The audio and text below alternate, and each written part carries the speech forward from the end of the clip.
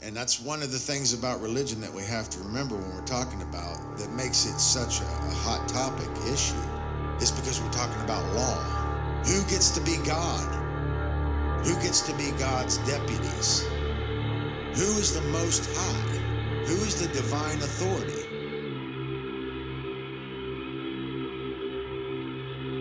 It's all about the claim to the Most High. The only way that somebody can be higher than us is if we give away our power. Because there's nobody, we're all equal. But we're not equal in our knowledge, so ultimately I think it does have to be a hierarchy, but it has to be a cooperative hierarchy like a bee colony. It's about what our value system is, what we care about.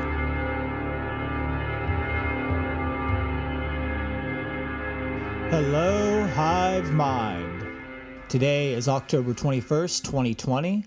I am your host, Brandon Martin, and I will be hosting the show solo today, so Nate Cap will not be able to join us.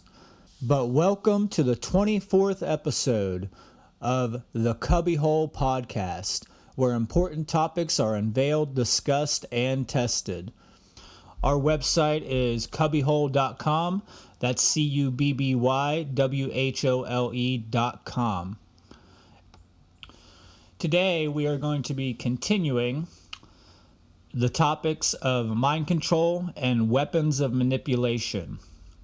I'll be starting off from where we left the last discussion with Nate about weapons of manipulation. So if you haven't caught up with our most recent episodes, I highly recommend that you go back and listen to them in chronological order. Otherwise, you're not going to get the full tapestry of what we are trying to lay out here. So we're going to be starting off with the technique of obfuscation. Now, I did speak about this with Nathan a little bit on the last episode. I explained how obfuscation is the distortion of principle intended to hide the truth. So it is an intentional act to obscure something, to make it look like something that it is not. I explained how obfuscation is about taking something that is simple and complexifying it to the point that it is unrecognizable or indiscernible. For example, we think that adults, parents, the media, professors, academics, scholars, our teachers, and all of these other categories that we think of as a place that we should be learning the truth are inversely affecting us, because not only have they been manipulated and lied to and put under deep mind control, so they propagate the knowledge, but also some of them are intentionally doing that as well, knowingly, knowing that they are feeding mind control to people. So we confuse the idea of authority with truth. We think that authority is where we get truth. Not that we have to go on a scientific inquiry into doing our due diligence and doing the hard work to discover the truth. See, this is one of the biggest issues with everything going on. People do not put the truth first. The truth is the most important thing. My service here is to truth itself. It's to no man. I'll kneel before no individual or groups of individuals, whether from this plane of existence or this planet or other planes of existence or other planets, it doesn't matter. I will kneel before no one. And my service itself is to the whole, to the all, and it is to truth itself. So the reason why this is so important is because it plays a major factor in how we behave and how we deal with the vast amount of mind control that is directed towards us each day. So we really need to understand that putting the truth at the forefront at the foundational essence of our everyday journey will serve us the best, not only as an individual, but also as a species. This is how we evolve ourselves. This is how we will stimulate new neural development in the brain. This is how we will stimulate the evolution of the brain and how we will stimulate the evolution of consciousness, which ultimately will take its effect in the evolution of the brain, because, the brain is simply the manifested result of what's going on in consciousness. So if we evolve our consciousness, then our anatomy will evolve along with it. And that's what we are trying to do. We're trying to get out of this cycle of manipulation, get out of this cycle of believing in dogma, so that we can transcend into the light of a new being, into the light of a new world, and really change the way that we are creating our reality. Because we are reality creators at a certain level. We are creating our own condition right now, so we have to take that power back, because the only way someone has power over you is if you give that power to them. That's how they have power over you, and that's what they do. They manipulate you into a form of giving that power over. I'm hesitant to say the word consent, because legitimately it's not consent, because it's based on coercion, manipulation, lies, deceit. But we do, at a certain level, voluntarily give over our power. And some people voluntarily give it over even knowing what it's doing, even knowing the negative consequences. And those are some of the worst people. Mind control becomes the great dictator of our everyday being. It becomes the puppet master of our own choices each day. It dictates the way that we run our lives. And dictate simply means to repeat, to do over and over, to speak over and over again. So this is also how mind control works. It's through repetition.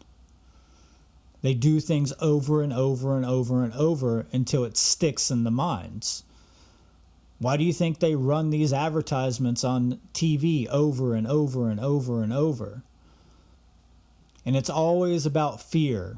Fear of not having something, fear of scarcity, fear of protection. There's always some type of fear tied in with how they are emotionally manipulating you. Because if they can play off your primal modes of consciousness, if they can play off of that fear, then you are very susceptible to being controlled. But we need to put first things first. That's what principle means, is that which comes first. So the truth must come first. That's before anything else. The truth is the first principle. And it should be the prime driver in an individual's mind and everyday activity. What is the truth? I see people running around and they never ask this question, what is the truth? And this leads into solipsism for a lot of people, because a lot of people don't even believe there is such a thing as truth. So it doesn't matter. It doesn't matter if they're being manipulated. It's not true. They can just say it's not true. None of that matters, as long as they are getting what they want, as long as they feel comfortable in the place that they are in.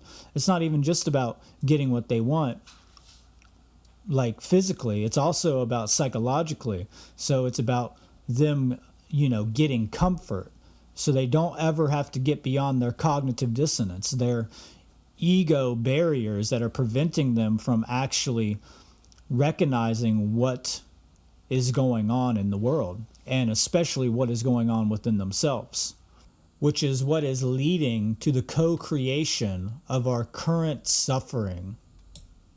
Okay, so getting back to the main topic. Obfuscation is the intentional obscuring of the meaning of the message to make it very difficult to understand. Usually using confusing and ambiguous language is the way to get this effect done. Now, some people might be like, well, why are we studying mind control? Why are we looking into these things? Isn't that something that we don't want to look into because it is negative? No, absolutely not. And I don't know how many more times that I have to say it on here, but one of the main things that we have to do in order to make a change is look at the negative, because without understanding the components of negativity, then we cannot understand the components of positivity. We cannot create a change. It's not the positive stuff that we want to change. It's the negative that we want to transmute into something positive. So the only way that we can change and transmute those negatives into a positive is by understanding their essence, by understanding how they work. If we do not understand how mind control works, then we are obviously going to be manipulated by it when we encounter it. And in our current world, we are saturated with mind control every single day. So going back to our last episode with Nate, we spoke about the obfuscation of the word occult, where if you ask most people what the word occult means in one word, what's the first thing that comes to their mind? Most people will say something evil or negative or black magic or sorcery, something along the lines that implies a negative trait. And people look at this unidirectionally. They only see things in one way. And yes, some things are one way, but when it comes to this, it is not one way. There are two sides to the occult. There is both the light occult and the dark occult. And I will further explain the differences between the light occult and dark occult in a future solo episode. So we tend to ostensibly think that authority always teaches us truth, that they have our best interest in their minds and hearts, that they are always going to give us the information that we need, because why wouldn't they? Wouldn't they do exactly what I would do or you would do in that situation when you have critical knowledge for other people that they need to make a change in their lives? Because I know I would definitely give information out that is needed to any individual, especially when it comes to things like helping to end slavery, helping to end suffering, or helping one to understand themselves at a fundamental level, understand their purpose, any of these things. Well, no. Authority, in fact, uses techniques like obfuscation to make sure that individuals are suppressed and kept down with what they know. This is what the dark occultists do. They create a power differential by either completely withholding that knowledge or obfuscating that knowledge to the point where it is unintelligible. So what we're trying to do here is learn how to deal with obfuscated information. How do we get beyond that? How do we see what is actually there? How do we penetrate beyond this obfuscation veil of ambiguity and confusing terms that are intended to manipulate us so that we cannot come to an understanding or an accurate understanding of truth? Well, I would go back to my earlier episodes about the trivium.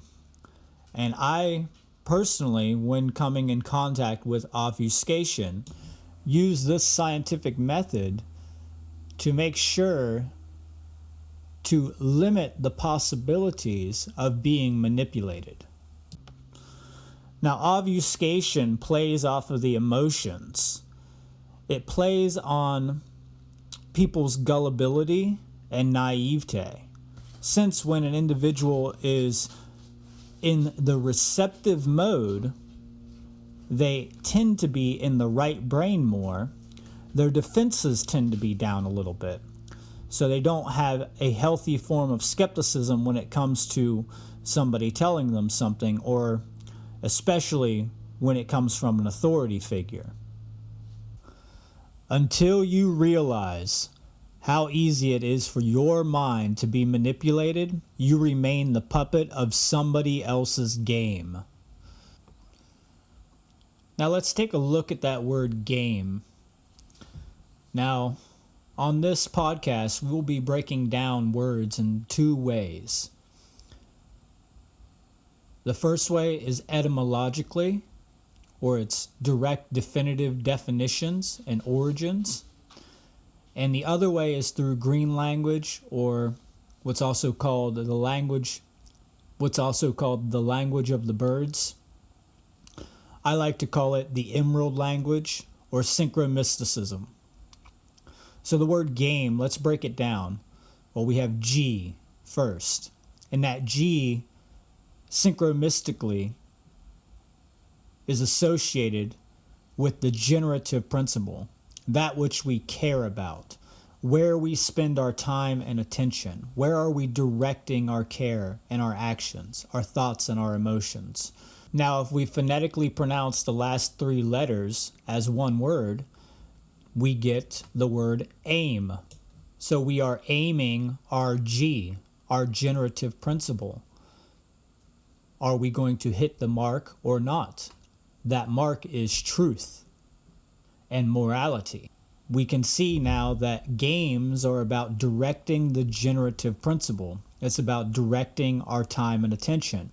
It's about directing our care. And for most people, they literally are aiming their generative principle, their time and attention, their spiritual currency or energy, towards things that are not helping to end slavery or suffering. One of the main reasons why humanity continues to suffer is because it has not fully understood the underlying causality of what is manifesting that result. Or in other words, it is our inability to recognize truth from falsehood. Too many people believe in the mind control, in the propaganda, in the manipulation tactics, because they have not trained themselves to be able to understand when that is being done upon them and how to actually deal with manipulation, not only on an individual level in your common social demographic, but also on a political level and a geo level, at a mass level. So we need to recognize how we as individuals learn to deal with these things. For most people, they don't learn to deal with these things. They revert into means of escapism and never actually fine-tune their skills with their tools. When one fully comes to understand the truth and their spiritual eye turns on, they will see through and pierce through the haze of obfuscation. I mean, the reason why a lot of this goes unchallenged is because it goes unseen. It is occulted.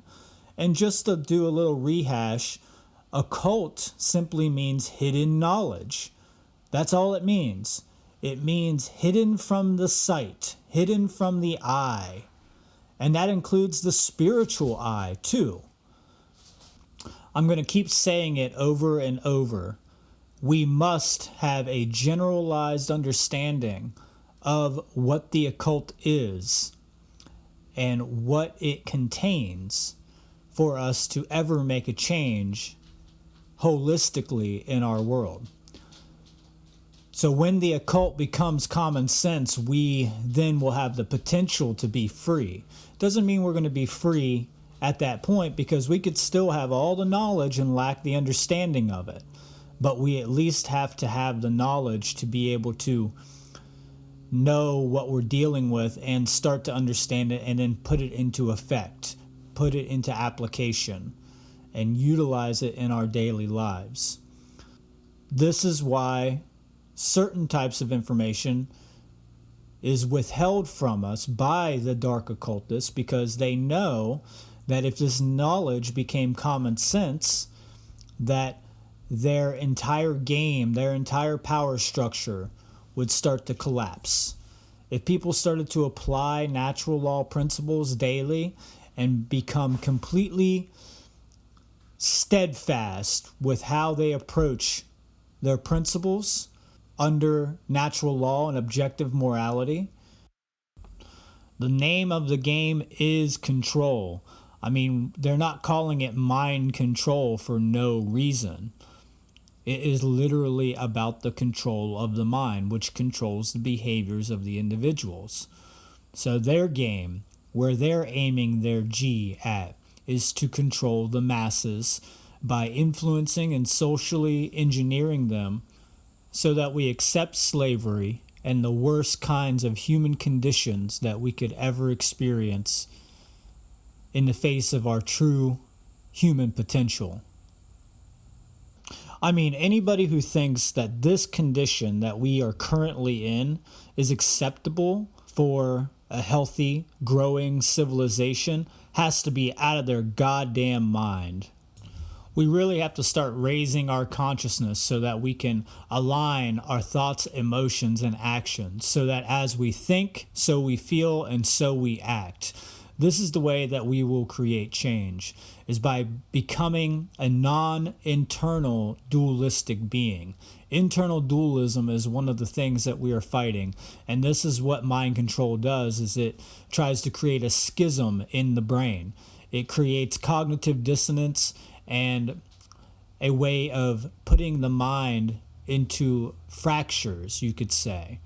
And we see a lot of this being utilized in some of the modern day mind control tactics, such as MK Ultra, where they're creating alters. Now, I will have a show about MK Ultra and the history of it and some of the other tactics that are used.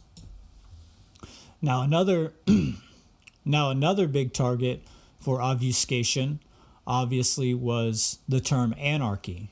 Now, if you go and you ask a general group of people what anarchy stands for or what it means, you're probably, especially depending on where you're at, if you go to a church, if you go to a school, if you go to a business, if you go to places like this, and you generally ask your common person what the word anarchy means, they will most likely come back with the term chaos or disorder. Some may even go as far to say violence. And even beyond that, some may escalate all the way up to calling it terrorism. And to the same group of people, you ask them what comes to their mind when they hear this statement, no masters, no slaves. Guaranteed that they most likely will say freedom or something pertaining to liberty. But when we take a look at the actual definitive definition of the word anarchy, what do we find? Well, let's etymologically break it down. Anarchy is from the Greek prefix an, which means without or the absence of. And it is combined with the Greek noun archon, which means master or ruler. So anarchy does not mean without rules. It literally means without rulers, without masters. No masters, no slaves. Anarchy means the absence of slavery, or in other words, it does mean freedom by this definition. Now I'm going to pull out my dictionary and give you the dictionary definition of anarchy. Now this is coming from the American Dictionary of the English Language, Noah Webster 1828. It gives you the proper Greek breakdown of an, which means without, or the absence of, and the Greek noun archon, which means master or ruler. But then it goes directly into stating a state of society in disorder, where there is no law or supreme power, or when the laws are not efficient and the individuals do what they please with impunity. It also states political confusion. Now we can see right there how the definition is dramatically different from what the etymological definition is. The thing is that they're kind of right at a certain level. It is about disorder for the state, because what we want is a stateless society.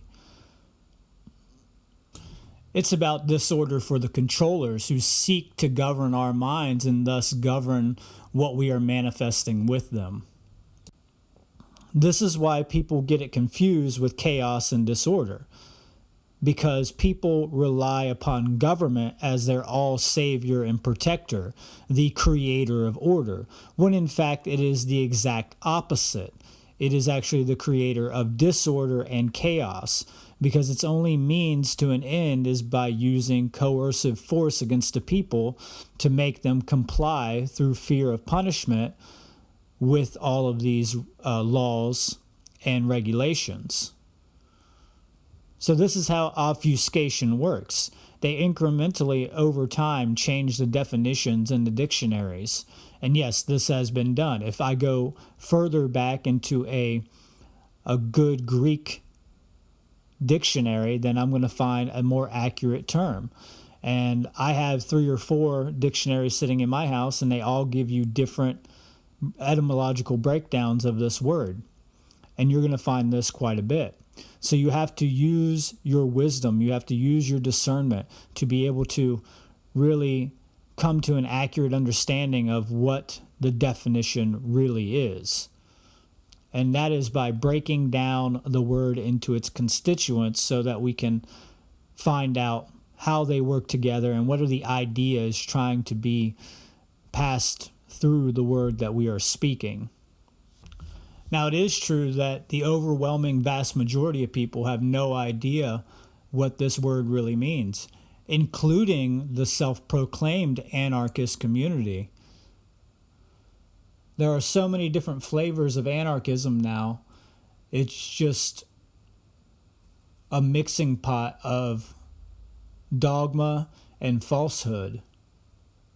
But just because someone claims to be a true anarchist doesn't make it true. In truth, anarchy has nothing to do with violence, chaos, terrorism, disorder, theft, vandalism, riots, pseudo-revolutions, or any action that destroys or harms another being's freedom or their natural innate rights.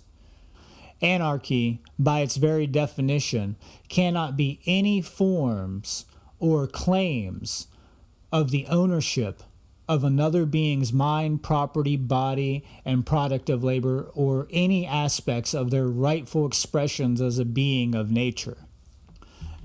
Now, one thing that anarchy doesn't really guarantee is that you put truth first as its foundational principle. You could not be a slave and still not have the whole aspect of the generative principle activated. So we do have to recognize that we have to understand we need the mystery schools, the mystery traditions, in conjunction with this idea of no masters, no rulers. Otherwise, we won't truly ascend. Yes, we need to end slavery, but there's also levels of expression and evolution that we can go beyond that also. And to get to those levels, we must first get in harmony with natural law and understand objective truth and morality. Otherwise, we'll never be able to reach those potentials. Now, I will be coming back to the topic of anarchy in a future episode.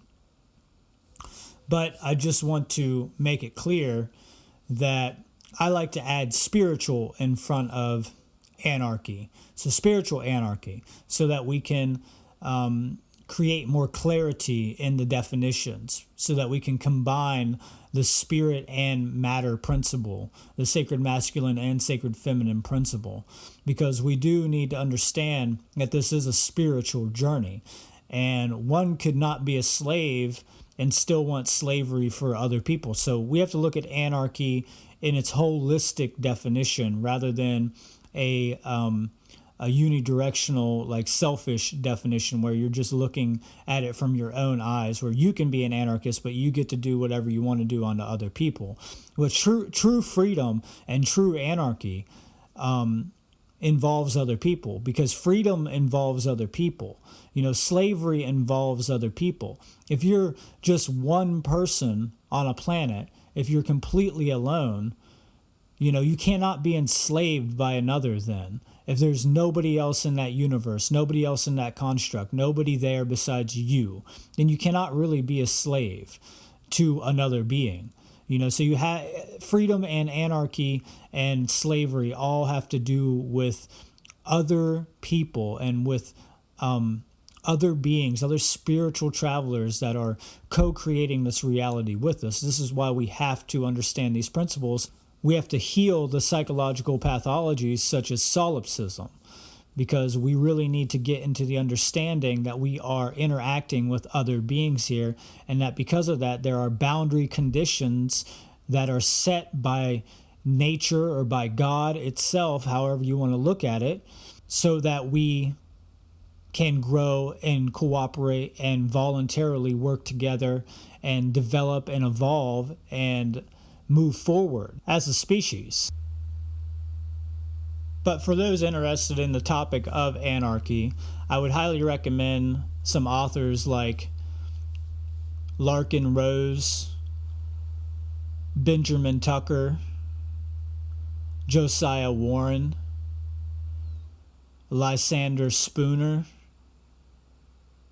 and from there I'm sure you could get a good grip over the details of what anarchy is. That's another thing that I see in the anarchist movement, is a lot of people who claim to be anarchist do not actually read anything about anarchy. They don't know any of these people that I just named. It really does take on this form of adolescence, and it really does seem like it's just for people who want to do whatever they want without suffering the consequences. But as we just pointed out, it simply means freedom. And for freedom to come into existence, we have to meet the requirements based upon natural law principles to manifest that condition. So I'm going to read a section out of the book called The End of All Evil by Jeremy Locke, or Locke, depending on how you want to pronounce his last name.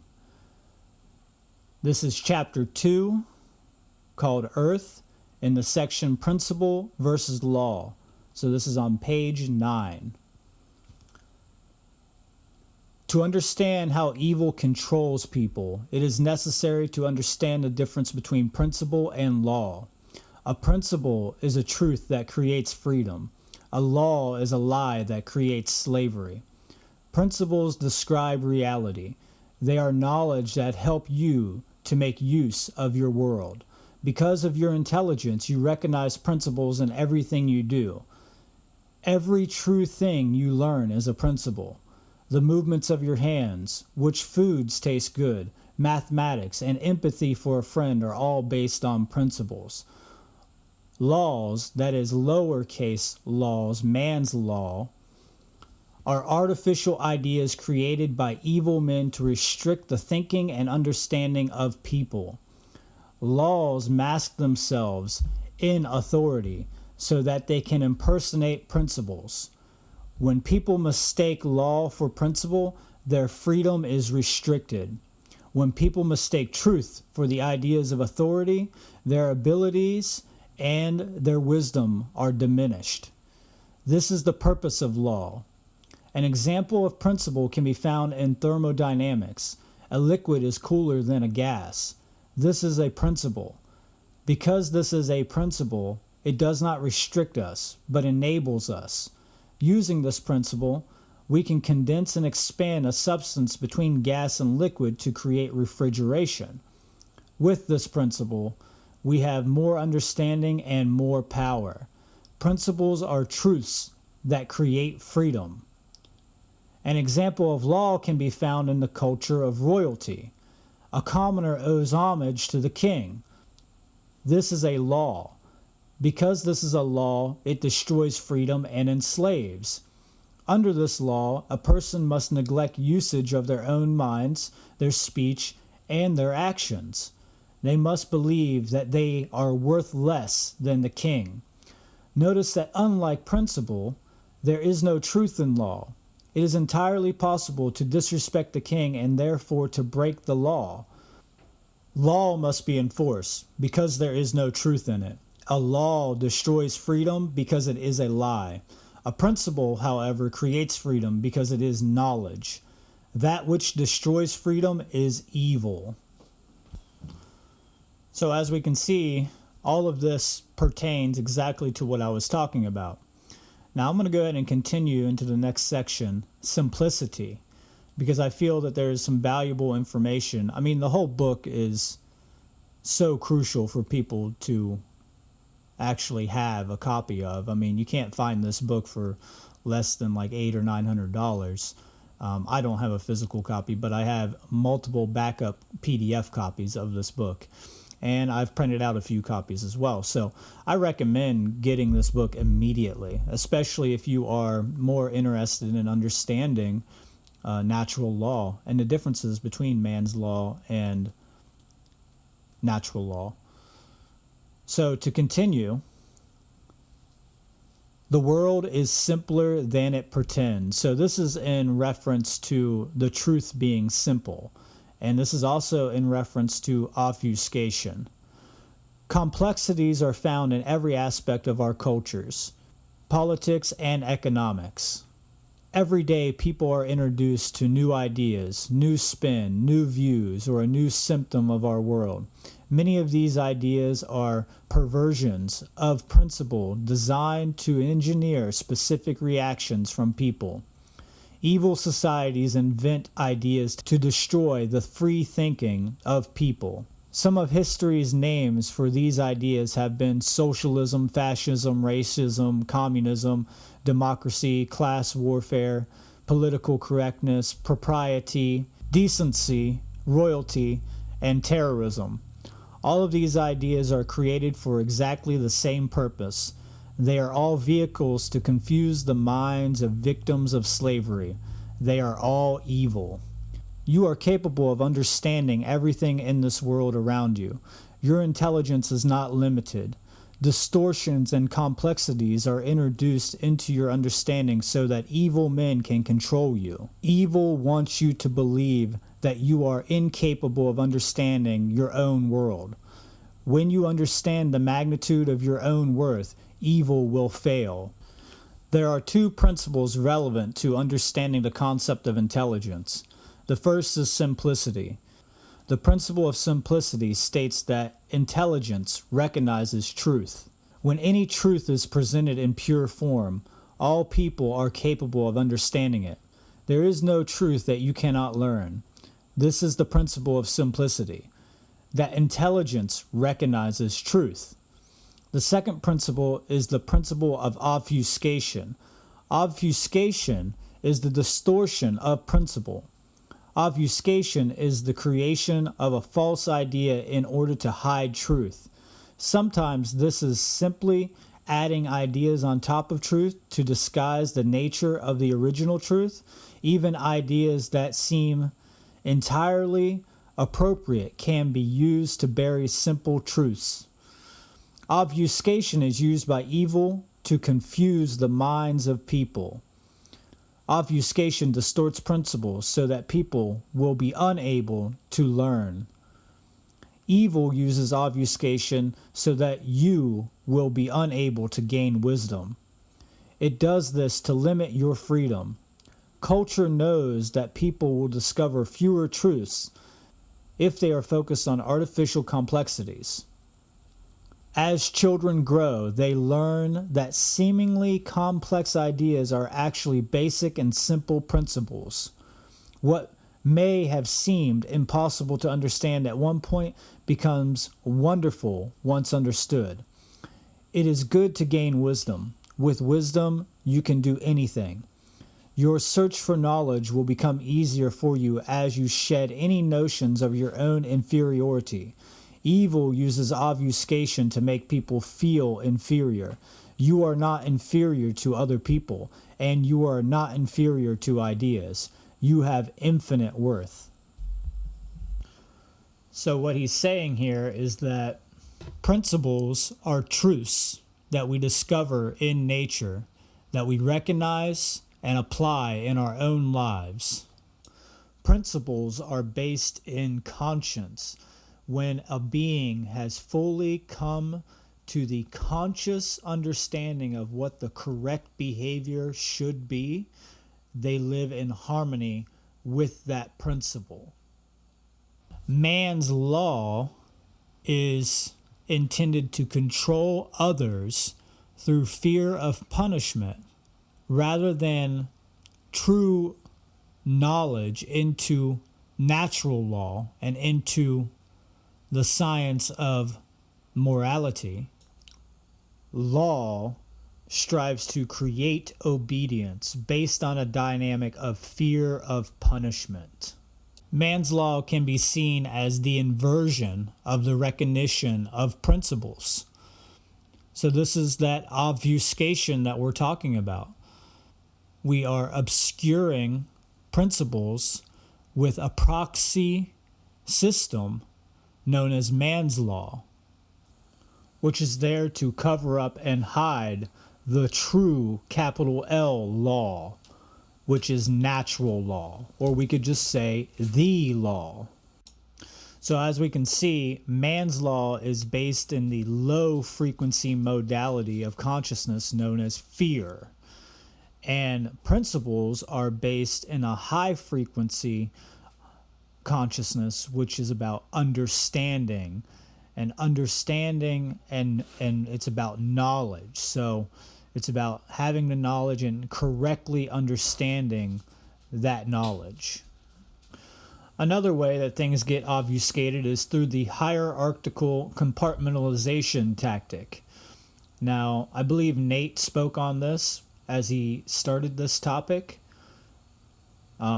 This is exactly what we see in our world, is a coercive hierarchical compartmentalization. But it all serves under one agenda, under one centralized control system. And the way that they keep that from people recognizing that it is all interconnected is through obfuscation. So think of obfuscation as a beautiful, exquisite mask coming at you. Extremely aesthetically pleasing and welcoming. But when the mask is removed, it's this zombified, rotting creature underneath. That's how obfuscation works, it is the mask over top of that rotted being. So I found this quote to be quite accurate. Phil Rockstro has said, "The authoritarianism inherent to this structure is antithetical to the concept of rights and liberties of the individual. Most individuals bound by secrecy, prone, hierarchical values will, over time, lose the ability to display free thinking, engage in civic discourse, and even be able to envisage the notion of freedom." And this is what Nate was talking about with the death of the imagination, because most people cannot even imagine a state different than what we currently have. Another thing that they obfuscate is dominion with the fear of punishment. A person in true dominion is a person who has activated the yin and the yang forces within themselves, unified the sacred masculine and sacred feminine aspects of themselves, which include the left and right brain. They have raised their consciousness and raised their frequency into the solar mind and harmonized with the higher agape frequency, meaning the higher love. So they're not acting out of fear, they're acting out of love. There is a huge difference in consciousness and the effect it has in the physical plane when one is acting out of fear compared to when one is acting out of love. When a person in dominion takes an action, they have for themselves come to recognize natural law, and they understand that the action they're going to take is in harmony with natural law principles, rather than a mindless, unintelligible action based in fear, which is the only thing that you understand is, hey, I'm going to be punished either through a fine, like financially, or actually physically, where your body may be in jeopardy. You might get thrown in a prison, definitely at risk of being shot. So we do have to recognize the difference between these types of actions, and this is why they seek to obfuscate it. Another thing that they obfuscate is gnosis with belief. They obfuscate the idea that direct experience is somehow equal to belief. So you could believe anything and it becomes direct experience. And there is a dramatic difference between having a direct experience of natural law and even just believing in natural law. Even though we all have had direct experience of natural law, there's a difference between being conscious of that direct experience or being unconscious of that direct experience. You cannot do the right thing by accident.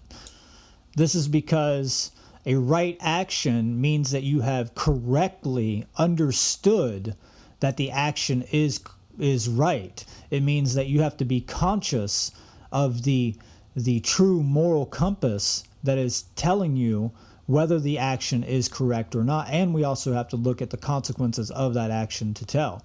So it's a little bit utilitarian when it comes to consequences, because there is some utilitarian purpose when it comes to not receiving negative consequences. But we have to be very careful with utilitarianism. We don't want to become Borg mind. So, and maybe I'll give a little allegorical breakdown of the Borg in the future, but back on topic. So gnosis can be defined as understanding based on the direct experience of a thing or an event that has taken place. So you don't believe that this has happened. You know it has happened because you actually experienced that event. But it's even more than just knowing that it had happened. It's the correct understanding of what has happened. Because our perceptions can waver dramatically away from the truth. Just because you've experienced something doesn't mean that you've correctly understood what you have experienced. So that's why I say it is the correct understanding of an event that has taken place that you have personally experienced. Belief, which is what all religions are based off of, is about being gullible enough to blindly believe in what somebody else has told you that has come before you. So the idea here is that one person has stuck their hand in the boiling pot of water and they have gnosis of being burned from that pot of water, boiling pot of water, And then that person tells another person that it will burn them, and that person believes them that it will burn them, but they have no direct experience of that. And this is why I always tell people you should not believe anything that I'm saying. Don't believe anything you've heard on this podcast. Go out and do the research for yourself and experience it yourself. Look back on the experiences of your lives and become conscious of the possible experiences that you've already had that can help explain these things further. The next one is individuality is obfuscated with culture. Now, this is a big one, and I would highly recommend reading the chapter or segment in that book, The End of All Evil, on culture. And if I have the time, I will read it, but I don't think I'll have the time. All the value within us as a species is carried also within the individual. This makes me think of the quote from Robert Anton Wilson. Groups are grammatical fictions. Only individuals exist, and each individual is different. And then I think there was a great quote by... There was a great statement that Terence McKenna said over and over. Culture is your enemy. It is not your friend. And I would have to agree with this. Culture seeks to consume you and turn you into it. It wants to mold you in its image, when in fact it should be the individuals that are creating culture. But because of the power dynamic and what goes on within culture and who runs everything in culture, we have a dramatic different effect from that, where everybody is molded because of the culture that they are in. The individual is unique. It is a unique expression of consciousness, one of a kind, but also connected to the all and connected to the many. So you can't have the two without the one. You can't have a group without a single individual. And that's why Anton Wilson is saying that they are grammatical fictions, because they really don't exist. All that really exists are the individuals, the unique components that make up the whole. That's what really exists. Now, this is not to be taken to the extreme of solipsism, where people only think there is one individual, which would kind of be a antithetical statement, because the idea to be an individual means that you've been individuated from something else. So there would have to be something else for you to be an individual in itself. But the point is that you might take it in the solipsism, and we don't want to take it in the solipsism where you think that you are alone by the self, which is pretty much just a God complex run amok. So like I said, culture tries to get you to mold to its preferences and what it thinks to be right and true. So often, more often than not, but not always, but more often than not, what it is trying to teach you and get you to do that it's saying is right is actually not correct. Now, the culture doesn't have to be this way. It can be changed. It's just a condition. But the point is that currently the culture that we are in tries to teach us to do a lot of things based on moral relativism rather than objective morality. It is that way because of the people who came before us and the people who control everything. But most people just go along with it to get along, right? That's the saying, go along to get along. But really, we're not getting along. And we can see this. We're living in chaos. And this is because people don't really understand their individual sovereignty. They don't understand the spiritual laws that govern the behavioral consequences that we receive here. And until we get that, we're not going to make a change. And I'm going to continue to repeat that over and over, because this is really about changing things. I mean, that word is also synchronistic in a way too, because what do we say? We say we put our time and attention on things. We pay attention to something and we spend time on it. And what do we get in return? We get change in return. So what we put our time and attention onto will determine what kind of change we're going to get, depending on what the exchange will be, right? So I just thought that was kind of interesting. So what they try to teach you is that culture is your individual identity, but that's not the true individual identity. The true identity of the capital S self, the higher self, and the real self is pure consciousness experiencing itself in a multitude of forms. Another one, which is kind of self-obvious, is obfuscating truth with lies. They will tell you the most ridiculous lies, and then they become somehow magically the arbiters of truth. So they can just make it up as they go along. It has to do with moral relativity and solipsism, and it's just this whole bogus idea that one gets to govern what the truth is and that they own the truth. They have some claim of ownership over the truth. And then you must obey and believe their truth because they are superior to you. Another obfuscation technique is obfuscating good with evil. So they will convince you that the most evil and absurd actions are actually good for you. And then you'll go out and do them over and over and over and over. I'll keep doing this kind of like a hamster in a wheel, but expecting one result, but keep getting another result. The Dark Occult sorcerers want you to believe that you can actually get good things by doing things that are harmful to others. And this is about ego attachment, because people egoly identify with their patterns in their lives, with the programs that they're basing their entire paradigm off of. So people become attached to the way that they are doing things because it's their comfort zone.